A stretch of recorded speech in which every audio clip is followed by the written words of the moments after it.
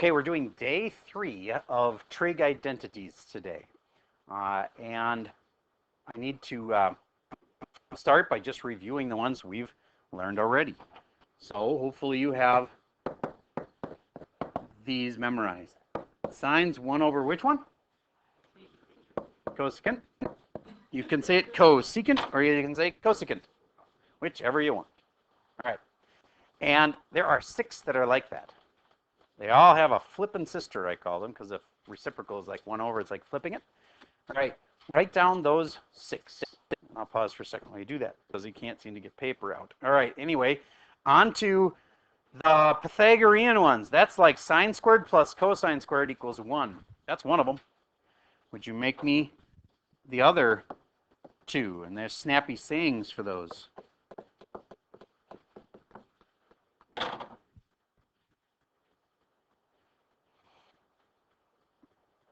Who can name one of the other snappy sayings? Yes, sir.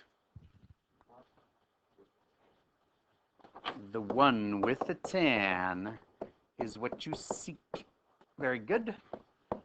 And the last snappy saying, yes? You got it.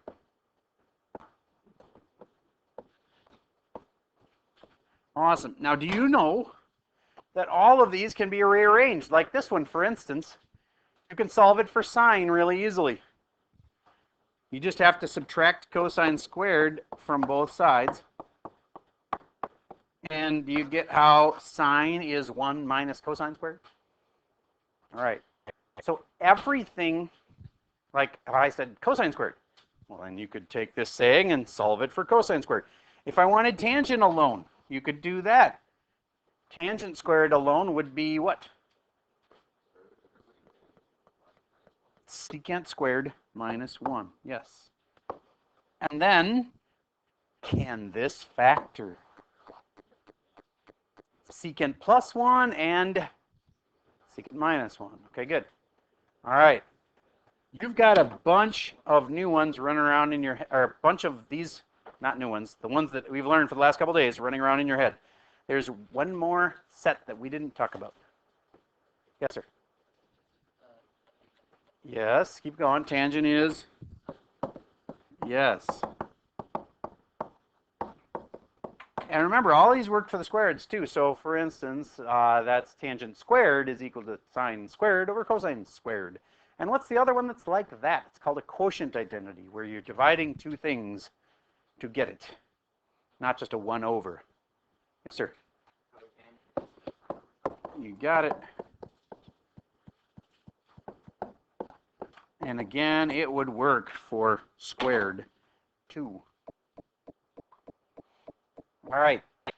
You feel like you're mostly good with those to this point? All right, should be. Gave you the weekend to study those. All right, now I need to give you 2 new ones. And this is completely different. It's called a double angle. Sine of 2 theta and cosine of 2 theta. Okay, I want to show you an example of these. Sine of 2 theta, normal sine of theta is, of course, opposite over hypotenuse. But sine of 2 theta, you can do it even though if we knew theta was like 30, yeah, you can just double it. 2 times 30 means sine of 60. Okay, but the thing that's interesting is that we do not have to know what the 60 answer is. We can get it from 2 sine of 30 cosine of 30. So why is that important? I'll give you an example. Let's say, would you write this identity down if you haven't already? You have to memorize it. I'm going to show you an example of it in a second, but I want to show you some things that are true about trying to remember this. Do you get how the thing that's odd about this is the 2 that's in front of it? Otherwise, it'd just be sine of theta, right? Sine of 2 theta. It's called a double angle. Okay? That 2 also appears in the answer. I mean, I'd give you this part, and I'd ask you to figure out, to memorize this part. So there's a 2 in the answer. And the other thing that's weird is sine can be found by sine and cosine. So in other words, let's say we had a picture. And let's say our picture looks something like this. Do you remember the 512 triangle? It's the 512 what? 13, good. That's one of the Pythagorean triples.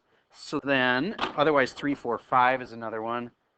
The next one is really weird and big, but there's other Pythagorean triples. But the two big, the ones that come up on the ACT test all the time, are 3, 4, 5s, and of course any multiple of that, like 6, 8, 10 is the same as a 3, 4, 5 triangle.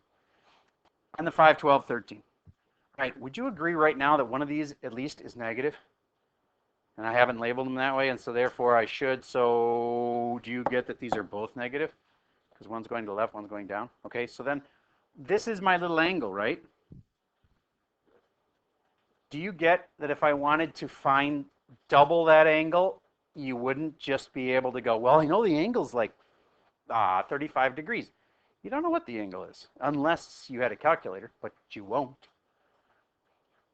Because you could do it with a calculator by using an inverse. But all right, so this little angle thing, I've given you everything you need to know to figure out the sine of 2 theta.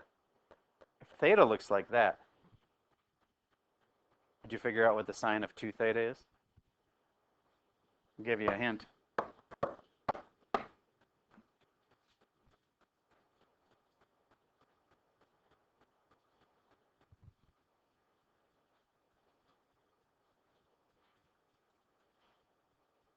A lot of you just sitting there staring at the board. I'm not sure you're receiving that. You've got all the info you need to figure out the double angle here. No calculator. That would make it way too easy. All right. I think you get from me putting an empty spot here that you need to know sine of theta. Don't overthink this. What's the sine of theta? It's opposite over hypotenuse. So what is it? Negative 5 over 13. What I just did there? Opposite hypotenuse. Okay, what's the cosine of the angle? Negative 12 over 13. Did you multiply all those numbers in your head? I hope so. Is that what you have to do? So 2 is on top. 2 times 5 is 10. 10 times negative 12, or negative 10 times negative 12. The negatives cancel. It becomes 10 times 12, which is 120. Over what's the bottom? 13 times 13, which is 169. There's your answer.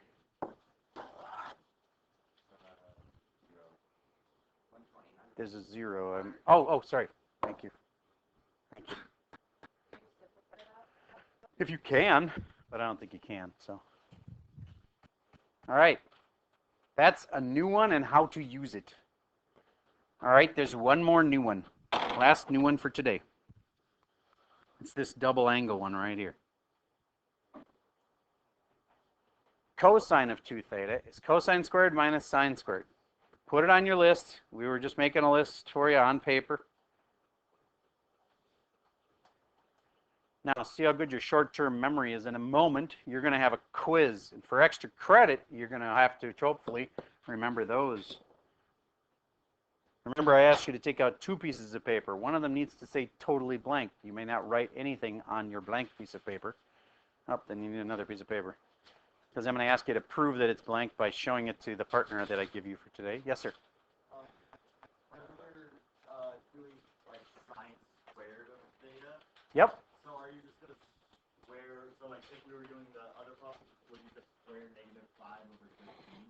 If we had the same drawing for this, okay, and we wanted cosine of the double angle, then I'd need to figure out cosine of the angle and then square it.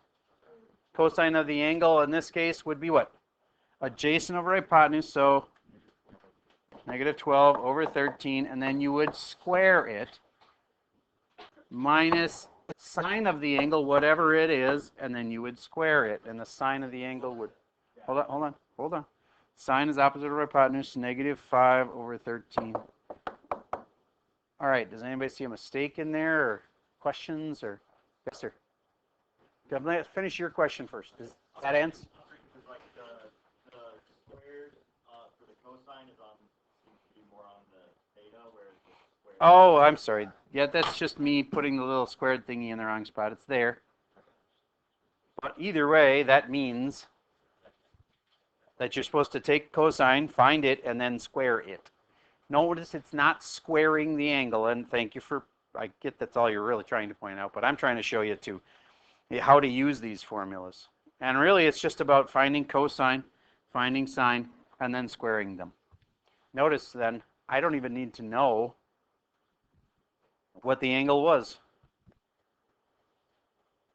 You know what I mean? I never even figured out what the angle was. I didn't need to know that it was like 180 plus, let's say 20 is like 207 degrees or something like that.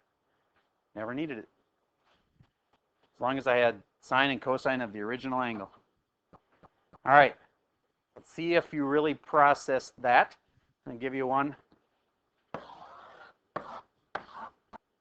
I'm going to give you directions to tell you where the triangle is and stuff. This triangle is drawn in the, this can be anywhere on that scratch paper you've been writing all over. This is in the fourth quadrant. And another little fact about this triangle is that within this triangle, sine of the angle is negative 2/3.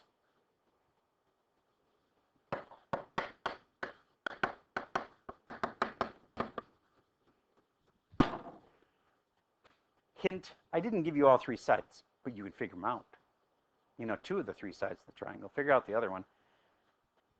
Then find me sine of the double angle.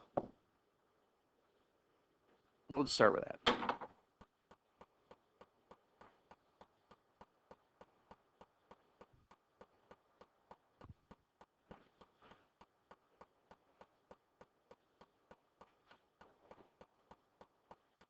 Okay, in the fourth quadrant, boom, I know it's got to be here. Next, opposite and hypotenuse, negative 2 and 3. This side's got to be square root of, and then you square the other two, which makes it 9 and 4. And do I add or subtract them? Subtract them. So 9 minus 4 is 5. Did you get square root of 5 for your third side? Raise your hand if you had that right. Okay, good. Then, to get sine of 2 theta, you have to have that little formula memorized. Did you have it memorized? Or could you, if nothing else, look it up? On the test, you won't have a formula sheet. You'll have to have it memorized. Remember me saying that the 2 is the thing that was odd about the formula and that that would also be in the answer? So what is it? 2. Nobody's got to memorize? 2 sine theta cosine theta.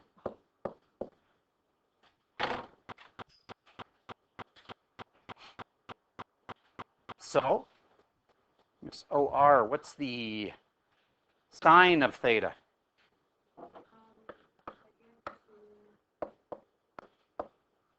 Awesome, I even knew part of it. And then the cosine of theta.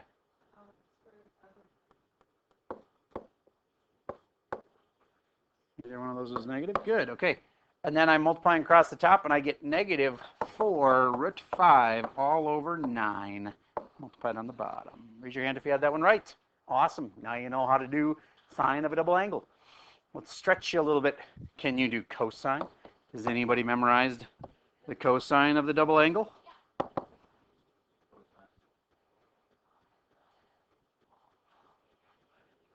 All right.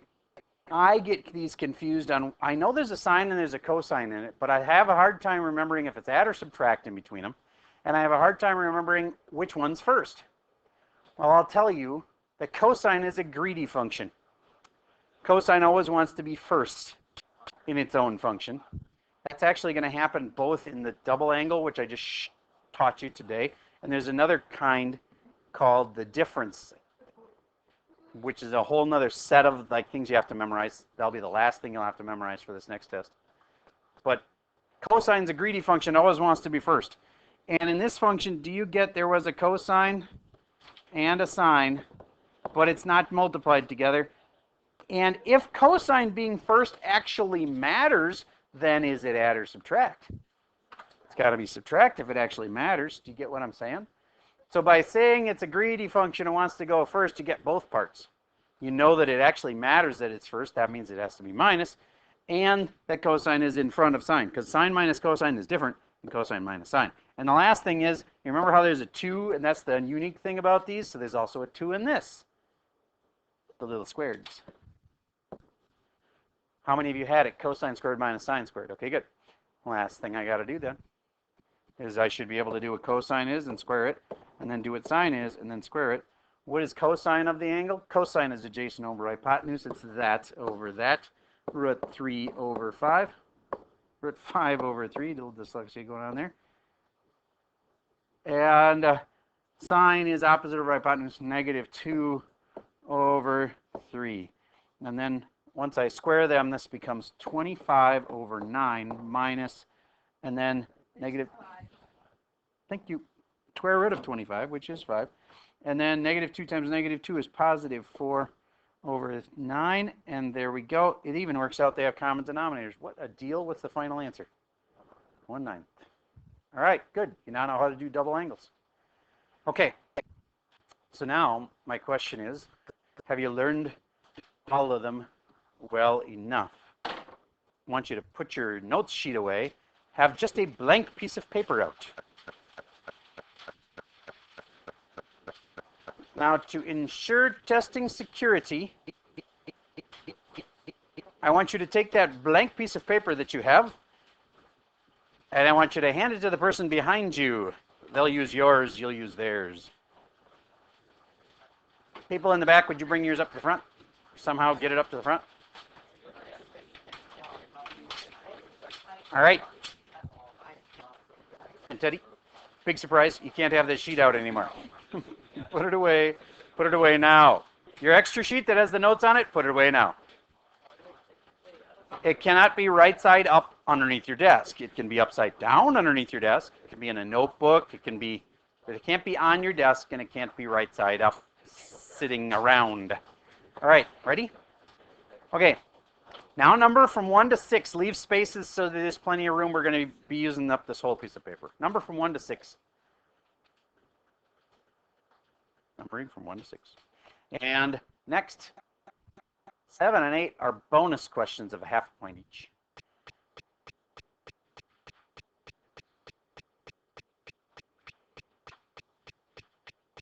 Here are the questions. 1 through 6 and 7 and 8 are the 2 new ones I just taught you. Because it's kind of cruel to make you have something memorized that I just taught you seconds ago. They are bonuses. 7 and 8 are bonuses. Why do 3 and 4 have an arrow next to them? Because they have 3 answers. All the other ones have 2 answers. Please give me the Pythagorean answer, like for instance, 1 minus cosecant. That would be wrong for number 1, but it would be kind of like that. Okay? And then give me the reciprocal, which is like a 1 over answer. Every single one of these has a 1 over answer, like 1 over cosine. It's not right, but if it was, something like that. Okay? So give me the Pythagorean and the reciprocal for each of these, except this needs a Pythagorean and a reciprocal, and it's got a quotient answer, like cotangent over tangent or something like that, where it's got 2 functions in the answer. All right. That's up to number 6. Number 7 and 8, you just need to try to remember those 2 new ones I just taught you, the double angle ones. Now, I know memory and memorizing sometimes gets a bad rap nowadays. It's like, oh, you just memorized it. Let me quote, I believe it was Aristotle, who said, without memory, there is no learning. I thought that was an interesting point. You can't say memorizing's bad. If I teach you something and you don't have any clue what I told you, the next day, you didn't learn anything. There was no point. Now, it's true in our day and age of Google that looking up stuff has become infinitely easier than it was in the old days. In the old days, you had to go find a book, find the right page on the book, and then you'd find your little formula. But these formulas are necessary for you to have memorized, if nothing else, for one more reason. The AP tests are coming. At the end of next year, you'll have either taken IB or AP Calc, and either way, you have the AP test. They do not give you these formulas, and yet if you know them, honestly, because it involves memorizing a formula, that means the questions aren't that hard.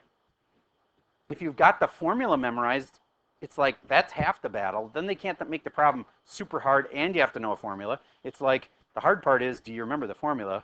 And if you do, then the problem's pretty easy.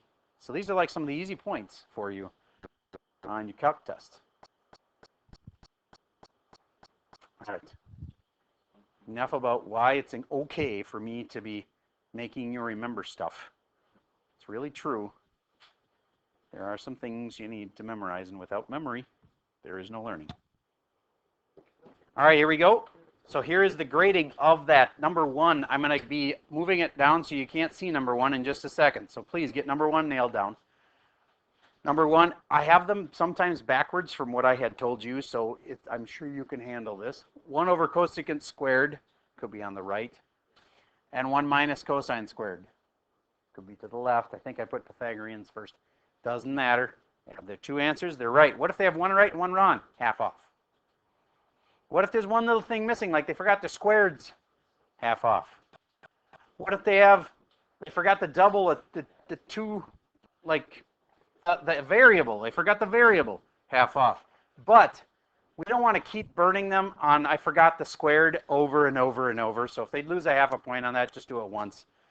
If they forgot to write sine of theta, don't keep burning them on it over and over. Take it off once, half a point once, but don't keep nailing them over and over for the same mistake, okay? All right, so number 1 should be done, so I'm moving it up, and now you got all of them on the screen. Pause for a minute. What about number 6?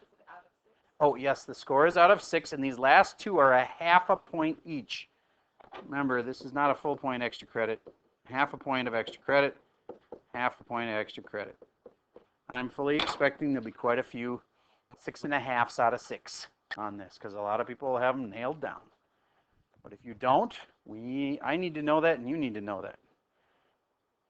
I'll pause for a second while you give this a shot. Okay, so most kids got in the neighborhood of a perfect paper because we took it out of 6 points. And that extra credit, if nothing else, probably bumped a few people up. So many people, when they're doing a problem like, for instance, this,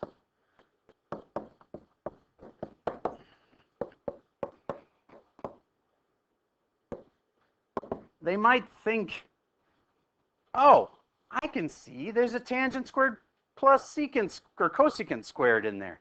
So I'm going to pull those out and just say 6 times, I'm going to replace the tangent and cosecant with 1. You can't do that. That's not legal.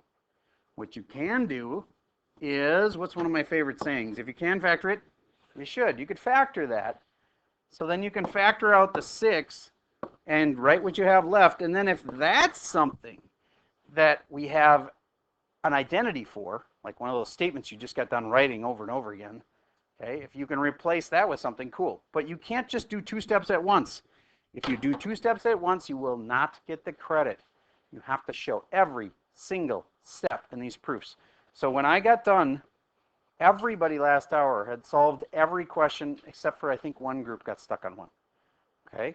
Everybody had solved every question, but the problem was a lot of people had made leaps of like 2 or 3 steps at once and therefore didn't really get the credit. Okay, so try to be extra careful about showing every single step. And the hint I just gave you helps you on the middle one. Okay, I'd like you now to, I'm going to pair you with somebody and see if you can finish off those 3 questions fairly quickly. I'm going to pause while I do that. Okay, I'm going to do something unusual. I'm going to let you keep working because I think, even though I'm going to be doing the 1 and 2 on the board, I think you all got them right anyways. So why don't you keep working on number 3 quietly as I plow through 1 and 2.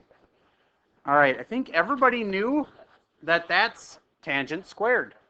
And if there's a really hard way to do this and there's the easy way, if you just replace that with tangent squared, it's just tangent over tangent squared. And then that's going to be really easy because remember I asked you to show lots of steps. You can't just jump right to this is cotangent. You can, though, write it as tangent over tangent times tangent. And then those will cancel. And now I'm down to 1 over tangent. And then 1 over tangent is cotangent. I can bring this down. Cotangent. Oh, equals cotangent. And there we go. Cotangent equals cotangent. And it all came down to one nice substitution and then a little bit of canceling. Okay, the number 2. Number 2, I think you all, from my little hint, knew that we should factor the 4 out, and you get cosine squared theta plus sine squared theta. And the cool part is you've seen that before. That is equal to 1. It's one of those little things right off of our sheet. So this is 4 times 1, which equals 4. And if you left it that way, you're wrong. You have to say 4 equals 4. You have to simplify it all the way down to two things that are identical to each other. Okay, good. And then the last one. How many of you actually succeeded on number 3 and pulled it off? All right, and if you didn't, watch. And I strongly recommend that you start on the back side. If you didn't get it right, you start on the back side and you follow with me. If you think you've got it right, just follow me and see what happens. First of all, cosine, if I just times by the same thing, that's really not going to help much. But if I replace tangent with sine over cosine plus cotangent with cosine over sine,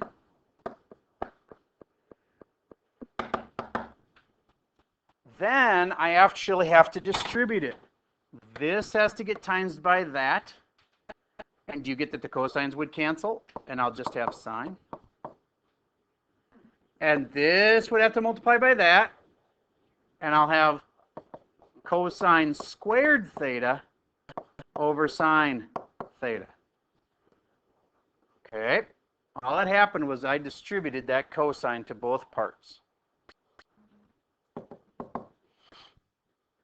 Next.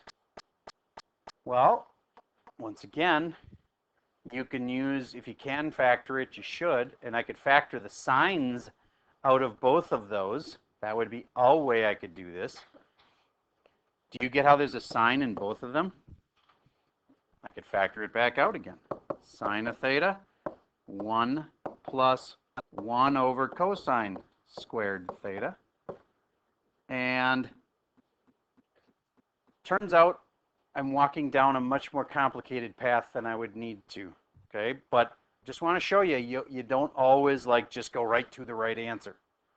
Okay, so instead, what if we find a common denominator here instead? Remember me saying common denominators would be kind of a deal? Why? Because we have something added together and at the end we don't. So when I have a fraction like I have right now, this is over 1, right? Then I have to add those fractions to get it to be one thing. I have to get them added. So then, do you get I'm going to multiply by sine on top and bottom? Why? Because then my denominators are the same.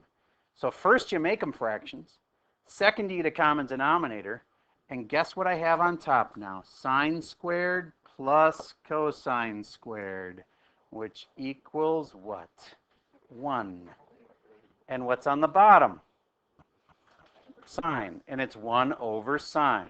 And what is 1 over sine? Cosecant. All right. So the key on this one was I showed you, you don't always guess right. I tried that other way, and actually that other way would have worked if I'd have kept going. But this way was, notice that it's two fractions being added. I guess I need to actually find a common denominator if I want that to get boiled down to just one thing.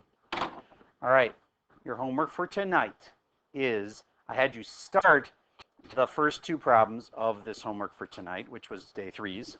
Okay, so today we're going to do officially day 3, all the problems, which there's the first couple you've already done, I hope. So tonight is day 3, all. Okay. And you also got taught the double angles today. That makes tomorrow a little easier. I'll teach you the double angles plus one last thing for tomorrow. That's all I got for you.